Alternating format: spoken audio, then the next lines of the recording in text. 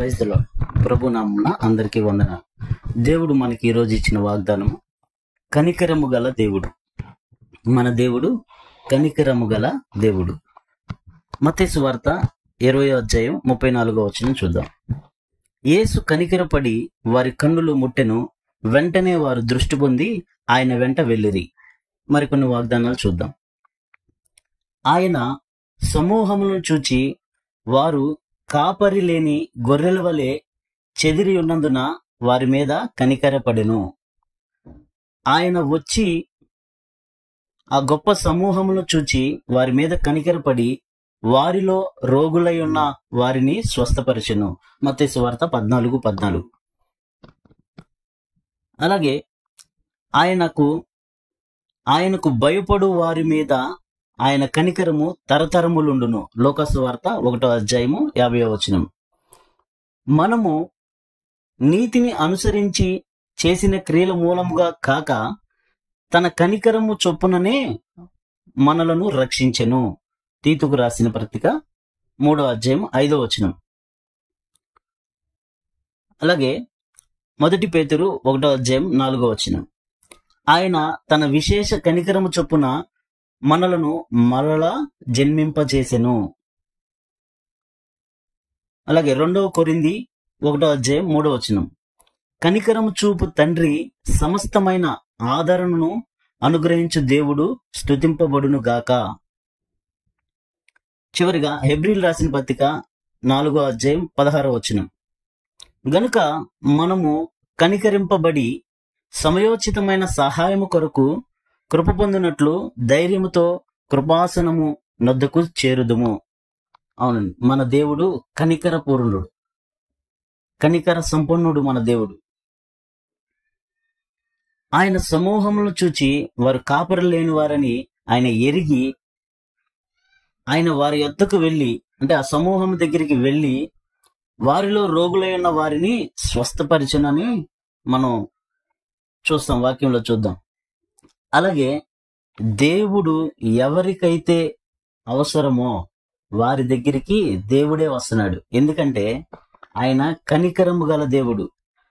అలాగే మనం ఉదాహరణకు చూస్తే, వాడింకను దూరముగా ఉన్నప్పుడు తండ్రి వాని చూచి కనికరపడి పరిగెత్తి వాని మెడ మీద పడి ముద్దు పెట్టుకొనెను. తండ్రే తప్పిపోయిన కుమారుడు బుద్ధి వచ్చినప్పుడు తన తండ్రి ఇంటికి వచ్చేటప్పుడు దారిలో ఉండగానే తండ్రి చూచి పరిగెత్తుకుంటూ వెళ్ళి బిడ్డను కౌగిలించుకొని మెడ మీద పడి ముద్దు పెట్టుకొని పూర్వ వైభవాన్నంతా మళ్ళీ కుమారుడికి ఇస్తాడు. చెప్పులు, ఉంగరము, వస్త్రము ఇవన్నీ ఇస్తాడు. అలాగే దేవుడు మనం కోల్పోయినవన్నీ మనకివ్వడానికి దేవుడు కనికరము గల దేవుడు. నువ్వు ఎప్పుడైతే దేవుని మీద ఆధారపడి దేవుని కనికరించమని నువ్వు అడిగినట్లయితే దేవుడు మన యొద్దకు వచ్చి కోల్పోయినవన్నీ సంపాదించుకోవడానికి దేవుడు మన మీద కనికరం చూపిస్తే చాలు. తప్పిపోయిన కుమారుడు వస్తా ఉండగా తండ్రి ఎందుకు వెళ్ళాడంటే, వచ్చేటప్పుడు దారిలో ఆలోచించాడంట, ఇప్పుడు వెళ్తే ఏమని రిసీవ్ చేసుకుంటాడా అని కొద్దిగా డౌట్ తో ఆగిపోయాడంట. సరే అని మళ్ళీ ముందుకు వచ్చాడంట. మళ్ళీ ముందుకు వచ్చిన తర్వాత మళ్ళీ ఒకసారి ఆగిపోయాడంట. ఇది తండ్రి చూచి, దూరం నుండి చూచి ఒకసారి ఆగిపోయాడు, మళ్ళీ రెండోసారి ఆగిపోయాడు. ఈసారి వెనక్కి వెళ్ళిపోతాడేమో అన్న భయంతో తండ్రి పరిగెత్తుకుంటా వెళ్ళి మెడ మీద పెట్టి ముద్దు పెట్టుకొని పూర్వవైభవాన్ని ఇచ్చాడు. అలాగే దేవుని పట్ల నువ్వు, దేవుని ఉద్దేశాల పట్ల నువ్వు 1 అడుగు వేస్తే మన దేవుడు 1000 అడుగులు మన ముందుకు వస్తాడు. నువ్వు నిలిచి ఉంటే దేవుడు నీతో పాటు ఉండడానికి దేవుడు కనికరము గల దేవుడు. నువ్వు దేవుని పట్ల ఆధారపడి నువ్వు నీ పూర్వ వైభవాన్ని, నువ్వు కోల్పోయినవన్నీ, సాతాను నీ దగ్గర నుంచి దొంగిలించినవన్నీ సంపాదించుకోవడానికి నువ్వు ప్రార్థన చేసి దేవుణ్ణి అడిగితే, ప్రభువా నన్ను కరుణించు, ప్రభువా నన్ను కరుణించని దేవుణ్ణి నువ్వు అడగగలిగితే నీ కోల్పోయిన సంతోషము, నీ కోల్పోయిన అనారోగ్యము, నీ కోల్పోయిన ఆస్తి అంతా, నీదంతా కోల్పోయినవన్నీ, దావీదు గారు కోల్పోయిన సమస్తము సాధించుకున్నట్లుగా నువ్వు దేవుని పట్ల విచారణ చేయగలిగితే దేవుడు మరలా నీకు పూర్వ వైభవాన్ని, పూర్వము కోల్పోయినవన్నీ నీకు ఇవ్వడానికి దేవుడు సమర్థవంతుడు, శక్తివంతుడు. ఎలా అనగా మనము అడుగు వాటి కంటే ఊహించు వాటి కంటే అత్యధికముగా చేయగల దేవుడు మన దేవుడు కాబట్టి, మన దేవుడు ఎవరు?